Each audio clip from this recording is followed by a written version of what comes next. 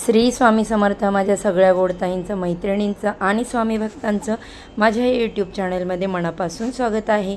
आजचा दिवस तुम्हाला सुखाचा, समाधानाचा, आनंदाचा आणि भरभराटीचा जावो हीच महाराजांच्या चरणी प्रार्थना करते आणि आपल्या याच्या नवीन व्हिडिओला सुरुवात करते।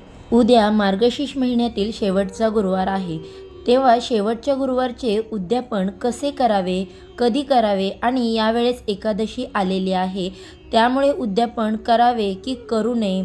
एकादशी असल्यामुळे एकादशी आणि गुरुवार असे दोन्ही उपवास एकाच दिवशी येत आहेत, तर नेमके काय करावे? बघता बघता बघा, मार्गशीर्ष महिना जो आहे तो संपत आला आहे। उद्या मार्गशीर्ष महिन्यातील शेवटचा गुरुवार आहे। चौथ्या गुरुवारी मार्गशीर्ष महिन्यातील उपवासाचे उद्यापन केले जाते, पण यावर्षी चौथ्या गुरुवारी एकादशी आलेली आहे, त्यामुळे एकादशीच्या दिवशी नेमके काय करावे हा प्रश्न सगळ्यांनाच पडलेला आहे बघा। तसेच दुसरी गोष्ट म्हणजे देवीला नेमका नैवेद्य कोणता दाखवावा आणि उद्यापन करावे की करू नये असे देखील बरेचसे प्रश्न पडलेले आहेत। या सगळ्याचं मागील कारण म्हणजे एकादशी ही भगवान श्री हरी विष्णूंना समर्पित असते, म्हणून एकादशीच्या दिवशी उद्यापन केले तर चालेल का असे बरेचसे प्रश्न प्रत्येक गृहिणींच्या मनामध्ये आहेत। तर त्यावरती नेमकं काय करावं याविषयीची आपण थोडक्यात माहिती या व्हिडिओमध्ये जाणून घेणार आहोत। तत्पूर्वी व्हिडिओला सुरुवात करण्याआधी तुम्ही जर माझ्या चॅनेलवरती पहिल्यांदा नवीन आला असाल तर व्हिडिओला लाईक करा, चॅनेलला सबस्क्राईब करा आणि असेच नवनवीन माहितीपूर्ण व्हिडिओ पाहण्यासाठी बेल आयकॉनला देखील क्लिक करा। बघा, आता आपण दरवर्षी मार्गशीर्ष महिन्यातील गुरुवारचे उपवास करतो, म्हणजे आपल्याला हे देखील माहीत आहे की मागच्या वर्षी मार्गशीर्ष महिन्यातील शेवटचा गुरुवार होता, त्या दिवशी अमावस्या आली होती, तरी देखील त्या दिवशी गुरुवारचे उद्यापन केले गेले होते। त्यामुळे यावर्षी एकादशी आली म्हणून देखील उद्यापन हे केले जाणार आहे, कारण उद्यापन केले जाऊ नये असे कुठेही सांगितलेले नाही, कारण एकादशीच्या दिवशी आपण श्रीहरी विष्णूंची सेवा करतो, त्यामुळे गुरुवारी देवी लक्ष्मीचे उद्यापन देखील करू शकतो। जर एखादी स्त्री एकादशीचा उपवास करत असेल आणि यावर्षी त्याच दिवशी मार्गशीर्ष महिन्यातील शेवटच्या गुरुवारचे व्रत देखील आलेले आहे, त्यामुळे पौष महिन्यातील पहिल्या गुरुवारी देखील उद्यापन केलं जाऊ शकतं। शेवटच्या चौथ्या गुरुवारी एकादशी येत असल्यामुळे जर एकादशीचे व्रत तुम्ही करत असाल तर तो उपवास एकादशीच्या नियमाप्रमाणेच शुक्रवारी सोडावा। गुरुवारी रात्री फलाहार करावा आणि शुक्रवारी एकादशीचे व्रत सोडावे, कारण भगवान श्री हरी विष्णूंना एकादशी समर्पित असल्यामुळे एकादशीचे अर्धे व्रत करत नाहीत, म्हणजेच आपल्याकडे म्हणतात की एकादशी जी आहे ती लंगडी करत नाहीत, त्यामुळे एकादशीचे व्रत लागू होत नाहीत। म्हणून एकादशीच्या दिवशी संध्याकाळी म्हणजे चौथ्या गुरुवारी काहीतरी फलाहार करून शुक्रवारी उपवास सोडावा। आता ज्या महिलांना, मुलींना मासिक पाळीमुळे किंवा काही अडचणींमुळे एखाद्या गुरुवारचे व्रत चुकले आहे, त्यांनी देखील ते एक गुरुवार जो आहे तो पुढे करून म्हणजेच पौष महिन्यातील पहिल्या गुरुवारी व्रताचे उद्यापन करायचे आहे, कारण पौष महिना हा सूर्यनारायणाला समर्पित असतो। भगवान सूर्यनारायणाची या महिन्यामध्ये मनोभावे पूजा केली जाते। सर्व महिला सूर्यनारायणाची पूजा करतात, मनोभावे रविवारचे सूर्यनारायणाचे व्रत करतात, त्यामुळे पौष महिन्याच्या पहिल्या गुरुवारी राहिलेल्या मागील गुरुवारचे एक गुरुवार व्रत पूर्ण करून तुम्ही त्याचे उद्यापन करू शकता। फक्त ज्या गुरुवारी पूजा करायला जमली नाही त्या गुरुवारी निदान उपवास तरी धरावा। उद्यापन करायच्या दिवशी ज्या पद्धतीने पूजा करून घ्यायची आहे, त्यानंतर संध्याकाळच्या वेळी 7 कुमारिकांना अथवा 7 सुवासिनींना आपल्या घरी बोलवायचे आहे, त्यांची ओटी भरायची आहे, त्यांना प्रत्येकाला एक महालक्ष्मी व्रताची पोती आणि फळ द्यायचं आहे। ती जी आलेली स्त्री किंवा कुमारिका आहे तिला महालक्ष्मीचे रूप मानून नमस्कार करायचा आहे।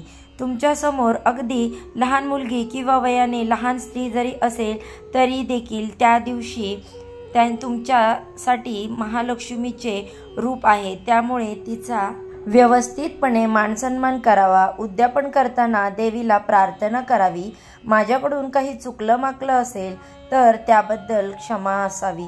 जेव्हा तुम्ही पोथी एखाद्याला अर्पण करता तेव्हा ती पोथी अशाच व्यक्तीला द्या जी दरवर्षी मार्गशीर्ष महिन्यातील गुरुवारचे व्रत करते, कारण ती पोथी इकडे तिकडे ठेवली जाता कामा नये। उद्यापनाच्या दिवशी जर का कुणी तुम्हाला भोजनासाठी बोलवलं असेल तर तेथे नक्की जा, कारण आज ते तुम्हाला महालक्ष्मीच्या रूपामध्ये तेथे बोलवत आहेत। कारण हा मान मिळवण्यासाठी देखील भाग्य लागतं। तुमचा जरी गुरुवारचा उपवास असेल तरी देखील तुम्ही तिथे सोडू शकता। जर गुरुवारी तुमच्या दारी एखादी स्त्री आली तर तिचा मान सन्मान करा, तिला भोजन दान करा, कारण आपण ज्या महालक्ष्मी मातेची पूजा करत आहोत ती महालक्ष्मी माता कोणत्या रूपात आपल्याला आशीर्वाद द्यायला येईल हे सांगता येत नाही। मार्गशीर्ष महिन्यामध्ये महालक्ष्मी देवीची कृपा आपल्यावरती असते, म्हणून आपण मार्गशीर्ष महिन्यातील उपवास करतो। पण जर काही कारणास्तव ते 4 उपवास त्या महिन्यामध्ये पूर्ण झाले नाहीत तर ते पौष महिन्यातील पहिल्या गुरुवारी पूर्ण करता येतात। काही वेळेला उद्यापनाच्या वेळी 7 महिला अथवा 7 कुमारिका उपलब्ध होऊ शकत नाहीत। त्यावेळी एक जरी महिला अथवा एक कुमारिका जी आहे ती तुम्हाला मिळाली तर तिचा मान सन्मान करून तिला भोजनदान करावे, कारण जेव्हा भोजनदान केले जाते तेव्हा माता लक्ष्मी आणि माता अन्नपूर्णा यांचा आशीर्वाद आपल्याला मिळतो आणि त्याच्यामुळे कशाचीही कमतरता भासत नाही। आपले घर धनधान्याने भरून जाते। जेव्हा आपण उद्यापन करतो तेव्हा आपल्या दारी भोजन करणाऱ्याचे हात धुतले गेले पाहिजेत, अशी पूर्वीपासून परंपरा आहे। त्यामुळे आपण आपल्या परिस्थितीनुसार कुवतीप्रमाणे जितक्या जणांना जमेल तितक्या जणांना भोजनदान करावे। उद्यापन कसे करावे आता याबद्दलची आपण माहिती पाहणार आहोत। बघा, इतर गुरुवारप्रमाणे पूजेची व्यवस्थित मांडणी करून पूजा करावी। महालक्ष्मी व्रताची कथा वाचावी। संध्याकाळी देवीला नैवेद्य दाखवावा। संध्याकाळी सुवासिनींना हळदी कुंकवासाठी आमंत्रित करावे। त्यांना देवी स्वरूप मानून त्यांचं स्वागत आणि आदर करावे। त्यांची देवी स्वरूप समजून पूजा करावी। त्यांना फूल, गजरा, महालक्ष्मी व्रताची पोथी, फळ आणि एखादी भेटवस्तू देऊन त्यांची ओटी भरावी। त्यांना भावपूर्ण नमस्कार करावा। उपवास असल्यास दूध किंवा भोजन द्यावे। कन्यापूजन देखील करू शकता। शक्य असल्यास ब्राह्मणाला सीदा, वस्त्र आणि दक्षिणा देऊन नमस्कार करावा। दुसऱ्या दिवशी सकाळी लवकर उठून अंघोळ झाली की मग लक्ष्मी मातेची मनोभावे पूजा करावी। लक्ष्मी व्रताची कथा वाचावी। देवीची आरती करावी।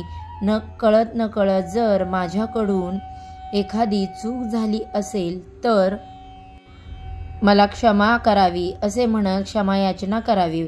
तुझे वास्तव्य आणि तुमची कृपादृष्टी सदैव आमच्या कुटुंबावर राहू दे अशी देवीला मनोभावे प्रार्थना करावी। त्यानंतर 3 वेळा आगमन पुनरागमन असे बोलून घटातील नारळ उचलून ठेवावा। तेथील गजरा, फुलं आपल्या केसांमध्ये माळावीत। दुर्वा, नारळ वाहत्या पाण्यामध्ये विसर्जित करावे। सुपारी, नारळ आहारात वापरता येतील। कापड गरजू व्यक्तींना दान करावे। कलशातील पाणी तुळशी वृंदावनाला घालावे। हळदी कुंकू देवासाठी न वापरता स्वतःसाठी वापरावे। अशा प्रकारे मार्गशीर्ष महिन्यातील आपण जी 4ही गुरुवारी देवीची मनोभावे पूजा केलेली होती त्याचे उद्यापन आपल्याला करायचे आहे। तर कसा वाटला आजचा व्हिडिओ आवडला असेल तर जास्तीत जास्त लोकांपर्यंत शेअर करा, म्हणजे त्यांना देखील या व्हिडिओची माहिती मिळेल। चला तर मग आजचा व्हिडिओ इथेच संपवते। उद्या अशाच छानशा माहितीसोबत पुन्हा नव्याने भेटूया। सर्वांना श्री स्वामी समर्थ।